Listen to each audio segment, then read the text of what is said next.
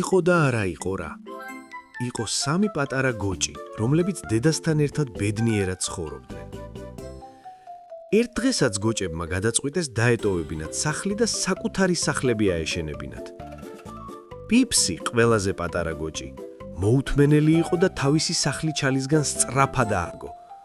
სულ მალე მისი პატარა თხელი ჩალის სახლი მზად იყო. მან ჩათვალა, რომ საქმე დაასრულა და კარგად გამოძინება შეეცადა. ერთ დღეს პიფსის სახლთან ბოროტმა მგელმა ჩამოიარა. ის მშიერი და ძალიან ძლიერი იყო. მგელი ფრთხილად მიეპარა სახლს, რათა მისი მზაკრული გეგმა შეესრულებინა. დააკაკუნა კარზე და სცადა მოეტყუებინა პატარა გოჭი, რომ შეეშვა შიგნით. პატარა გოჭო, კარი გამიღე. მშვენიერი საჩუქრები მაქვს შენთვის. არა, არ გაგიღებ კარს, ვიცი მატყუებ. მაშინ შეუბერავ და დავანგრევ შენი ჩალის სახლს. მგელმა მთელი ძალით შეუბერა პატარა გოჭის ჩალის სახლს. პატარა სახლმა ვერ გაუძლო და წამებში ჩამოიშალა. პიფსი შეშინებული მაშინვე გაიქცა. იგი დასახმარებლად თავის შუა თანაძმას ციკლისთან მივიდა. ნუ ღელავ, პატარა ძმაო. ჩემი მტკიცე ხის სახლი აუცილებლად დაგვიცავს ბოროტი მგლისგან. სტიკლის სახლი ნამდვილად უფრო მყარი იყო ვიდრე ჩალის, მაგრამ მაინც ნაჩქარევად აშენებული. გოჭებმა ფანჯრები და კარები გაამაგრეს და ხის კედლებში დაცულად და მშვიდად იგრძნეს თავი. მაგრამ მგლის מחვილმა ყნოსვამ მალევე მიიყვანა იგი შუათანა გოჭის სახლამდე. მგელი გაბრაზებული იყო და ამჯერად ბევრად მოუთმენელი. პატარა გოჭებო, ვიცი რომ მანდხართ. სასწრაფოდ კარი გამიღეთ. მოგвშორდი აქედან საშიშო მხეცო. შიგნით არ შემოგიშვებთ. თუ ახლავე არ გააღებთ კარს, გაჩვენებთ სეირს. მგელი კიდევ ერთხელ მოემზადა, რათა ძლიერად შეებერა გოჭის სახლსთვის. მან ჩაისუნთქა, ამოისუნთქა და მთელი ძალით შეუბერა ხის ტოტებისგან აშენებულ სახლს. სახლმა ვერ გაუძლო და წამებში ჩამოიშალა. ორი შეშინებული ძმა ნამსხვრევებიდან გამოძრა და მაშინვე გაიქცნენ. ისინი მთელი ძალით მირბოდნენ თავიანთი უფროსი ძმის, ბრიკისკენ. მათ იმედი ჰქონდათ, რომ ბრიკის წინდახედულობა გადაარჩენდა მათ განრისხებული მგლისგან. მტკიცე სახლის აშენებას დრო სჭირდება, ძმებო. ძლიერ საძირკველზე უნდა ააშენოთ.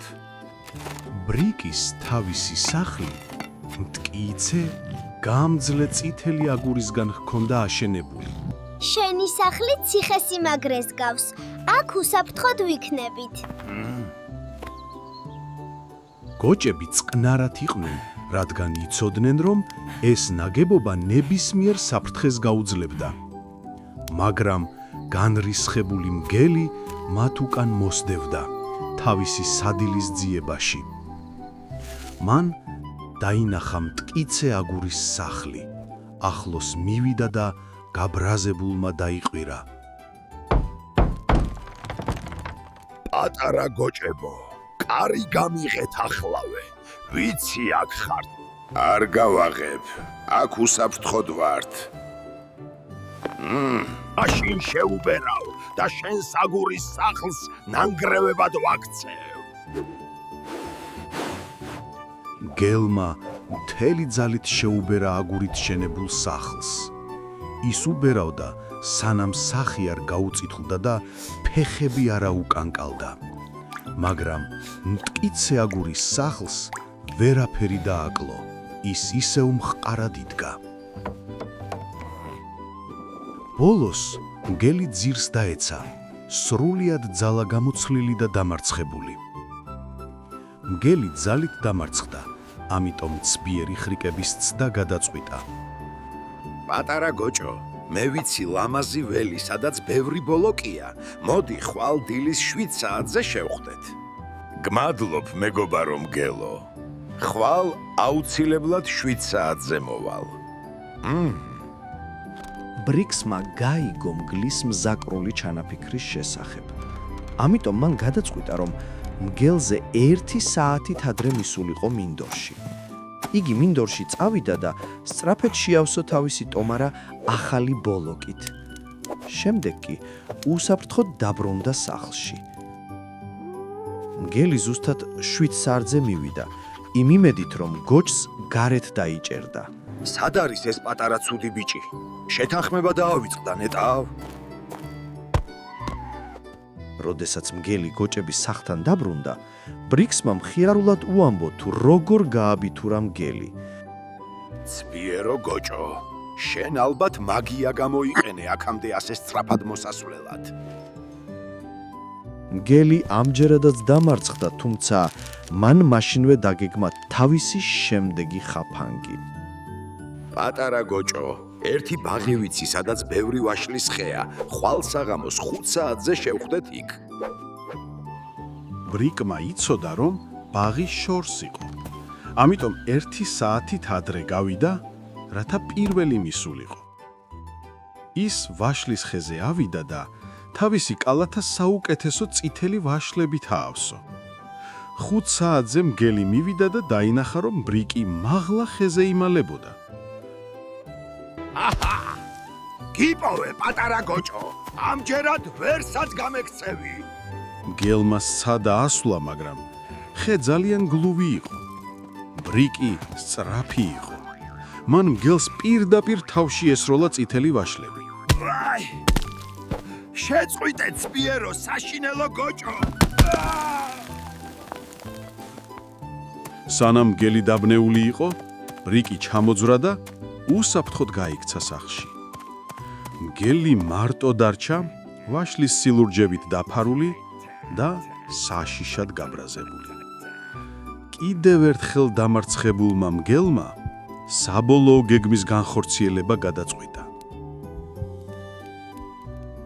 თუ კარიდან ვერ შევდივარ, ბუხრიდან ჩავძვრები.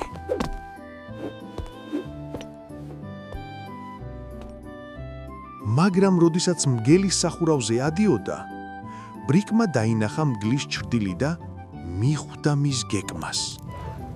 ღოჭებმა უზარმაზალი წყლის ქვაბი ბუხარში ცეცხლზე შემოსდეს.